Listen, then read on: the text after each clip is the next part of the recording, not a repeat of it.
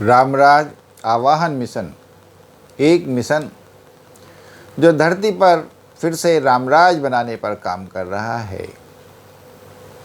आओ चलो आज चर्चा करते हैं एक सुनहरी मछली की।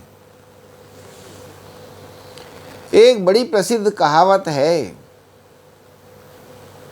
कि एक आदमी सारे तालाब को गंदा कर देता है, एक मछली सारे तालाब को गंदा कर देती है। कहावत सही है और बड़ी महत्वपूर्ण भी है। जब हमने इस कहावत को सुना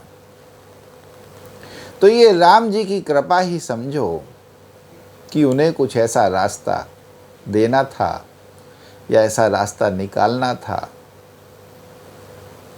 जो मन में तुरंत आया कि जब एक मछली सारे तालाब को गंदा कर देती है, कोई एक ऐसी मछली भी हो सकती होगी जो सारे तालाब को अच्छा कर देती है, सुगंधित कर देती है, महका देती है।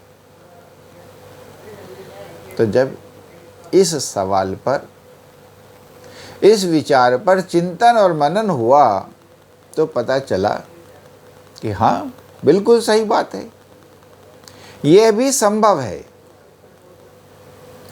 जब वो हो सकता है कि एक मछली सारे तालाब को गंदा कर देती है, तो इस कुदरत की व्यवस्था में, इस प्रभु के जगत में, जहाँ की हर चीज़ का उल्टा भी मौजूद है, सुख के साथ दुख है, उजाले के साथ अंधेरा है, बाएं के साथ दायां है, नीचे के साथ ऊपर है, तो इसी प्रकार यह भी है कि जब ऐसा हो सकता है कि एक मछली सारे तालाब को गंदा कर सकती है, तो इस प्रभु के जगत में एक मछली ऐसी भी हो सकती है जो सारे जगत को अच्छा कर सकती है, अच्छा कर देती है, सुगंधित कर देती है, महका देती है।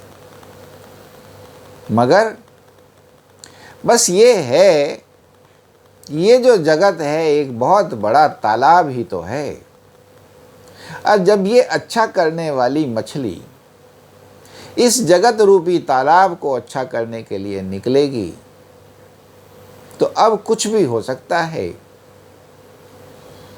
ये तालाब उस मछली पर भारी पड़ सकता है और वो मछली इस तालाब पर भारी पड़ सकती है। बस यही ईश्वर की लीला है, किसकी विजय होती है और किसकी विजय नहीं हो पाती है, मगर ऐसा संभव है। तो बस इसी विचार को करते हुए हमने ये जो अपना मिशन है, रामराज आवाहन मिशन, एक ऐसी मछली के रूप में बना डाला जो इस सारे प्रभु के, इस सारे जगत को सुंदर बना देना चाहती है, महका देना चाहती है, अच्छाइयों से भर देना चाहती है, सुखी कर देना चाहती है। और यह ईश्वर की इच्छा से हो पाया और रास्ता शुरू हो गया है। अब ये जो रामराज आवाहन मिशन रूपी मछली है, इस जगत रूपी तालाब में उतर चुकी है, उतर गई है। अब देखते हैं भगवान की लीला क्या होती है। ये जो प्रयास हैं किस करवट बैठते हैं, क्योंकि जब ये जो मछली है अगर इस तालाब में जो अच्छा कर देने वाली है, जो सुगंध भरी मछली है, अगर इस तालाब में जो गंदा हुआ पड़ा है उसमें उतरती है, तो ये भी हो सकता है कि ये तालाब उसकी खुशबू से महकता चला जाए। वो सब्र पूर्वक धीमे धीमे धीमे धीमे सारे तालाब को सुंदर बनाती चली जाए, और या इस तालाब की गंदगी में अपने प्राण छोड़ दे। मगर इस ईश्वर के जगत में कुछ भी संभव है। बस कर्म करते रहना होता है।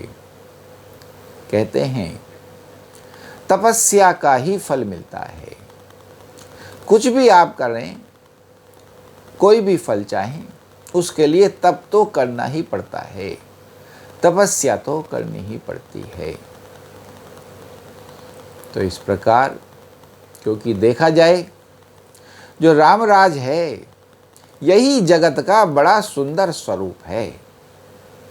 अगर किसी तरीके से आप अपने इस जगत को रामराज जैसा बना पाते हो तो इसका मतलब आपने इस जगत रूपी तालाब को महका दिया, सुगंधित कर दिया, सुंदर बना दिया, अच्छा बना दिया। और वरना इस कलयुगी रूपी समस्याओं का तो कोई अंत ही नहीं है। इस कलयुग रूपी परेशानियों का तो कोई अंत ही नहीं है। इस अविवेक का तो जो चारों तरफ फैला हुआ है, असत का तो कोई अंत ही नहीं है। बस जरूरत है तपने की, कर्म करने की। तो इस प्रकार हमने ये रामराज आह्वान मिशन रूपी मछली इस जगत में उतार दी है, जिसका लक्ष्य है इस जगत को महका देना, सुगंधित कर देना और जीवन को, जो इस जगत के इंसान हैं, मनुष्य हैं, उनके जीवन का उद्धार कर देना। और रामराज रूपी व्यवस्था, राम रूपी स्वरूप ही इसका प्रारूप है, इसका लक्ष्य है, जो वास्तव में जीवन को महका देता है, जीवन को सफल बना देता है, जीवन का उद्धार कर देता है। बोलो श्री रामचंद्र भगवान की जय, पवन सुत हनुमान की जय। और जैसा हम ये इस रामराज बनाने के प्रयास में लगे हैं, हम आशा करते हैं, उम्मीद करते हैं कि हमारी इस वीडियो को सभी लोग ज़्यादा से ज़्यादा लाइक, शेयर, सब्सक्राइब, अपने ज़्यादा से ज़्यादा व्हाट्सएप ग्रुपों में शेयर करेंगे, जिससे कि ये जो विचार हैं, ये जो योजनाएं हैं, ये जो भाव हैं, जन जन के मन तक पहुँचें और जल्दी जल्दी अपना प्रारूप पकड़ें और इस जगत में गहराते चले जाएं और इस जगत रूपी तालाब में जड़ पकड़ लें और फूलों की तरीके से खिलते चले जाएं, सुगंधित होते चले जाएं। बोलो श्री रामचंद्र भगवान की जय। जय श्री राम।